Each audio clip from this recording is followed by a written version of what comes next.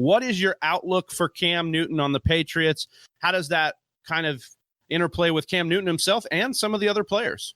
Right here. We'd like to start this show off with some topics that we saw around the interwebs. And the first one we had to dive into this one, right? Cam Newton gets signed to the Patriots on a 1-year incentive-based deal.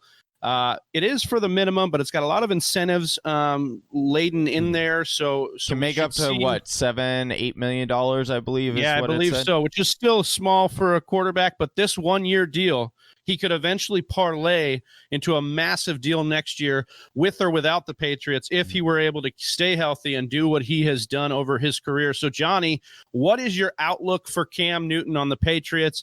How does that kind of interplay with Cam Newton himself and some of the other players?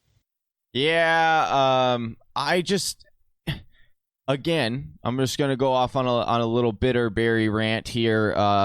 I just don't understand how the New England Patriots are so lucky in getting a quarterback to come in, pretty much fill in the gap. Like, this is the Cardinals. We went through so much turmoil at the quarterback position. We couldn't buy a quarterback. If Cam Newton was on the street at that time, we wouldn't have been able to get him.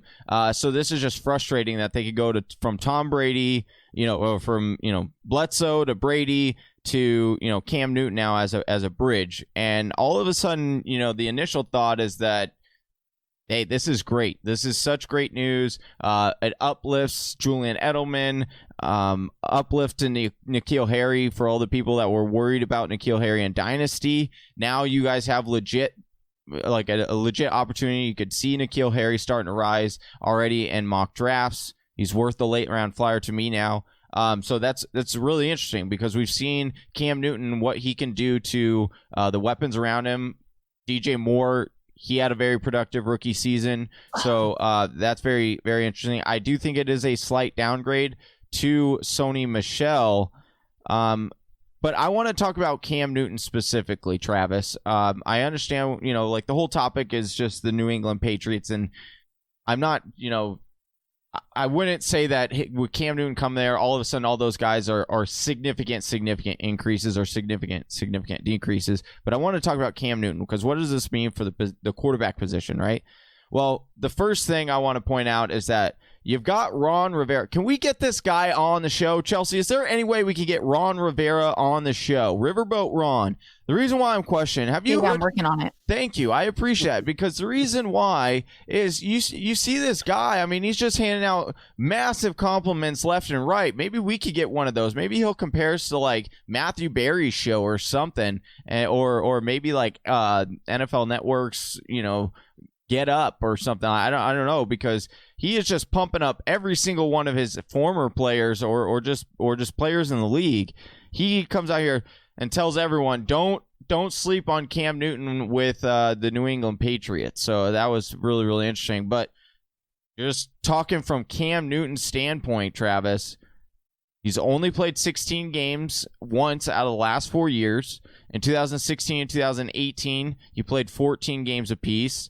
But he has finished as a top quarterback multiple years out of the last 5 years. He's been a top quarterback if he remains healthy. So to me, there is an outlook and where you could say, oh, we have another quarterback, a rushing quarterback that comes into the question. You might want to wait a little bit longer on quarterback. But then I start looking at the real numbers breakdown for Cam Newton, and I'm not sure I'm really intrigued by where he's at. I think he's just an okay piece. I was much more excited about him in the beginning, Travis, but I mean 19.9 fantasy points a game in 2018. That was good for 8th. We've seen, the scrambling quarterback, so he'll rise up the draft boards, but he's only put up one season since 2003 of over 300 fantasy points. Now, we just talked about it last week, how Ben Roethlisberger was going over 300 fantasy points very consistently, and how that was just equated to QB 12 last year. So, unfortunately, I don't think that Cam Newton is going to be like this 5 quarterback like we would hope. I think he's going to be, quarterback 11, 12. I think he'll be fine for your quarterback this year. Yeah, I mean, I like what you're saying there, but I also think that he is locked in for a top 10 spot if he's healthy. Obviously, that's a big if. We don't know what's going on with the shoulder and the arm and what's happening there. But the bottom line is, over the last 5 years, nobody has had more goal-to-goal rushes than the New England Patriots. Nobody in the NFL ever has had more rushing touchdowns at the quarterback position than Cam Newton. This guy is a beast. He's a big-bodied guy that can go on the goal line. Will they avoid maybe the play style he used to be, because he's also the guy who's been hit the most at the quarterback position? So will they avoid his play style? Will they try to cater towards a safer Cam that Carolina was trying to do at the end of his stint there? We will see. I do believe they run the ball a lot, so they will try to take the pressure off of him in that way. But I like what you said also about N'Keal Harry. What we love about Harry was that he was a back shoulder stud. He could get those 50-50 balls. Well, Tom Brady didn't necessarily cater to that kind of style. He was more of an accurate quarterback, and obviously Harry was hurt last year. Cam Newton is a guy that will give you those 50-50 balls. And N'Keal Harry is an interesting flyer, like you mentioned. Another thing I want to talk about with Cam Newton, though, just a small point on the rushing. No team, he's had four somewhat healthy years, 2018 through 2015 going back.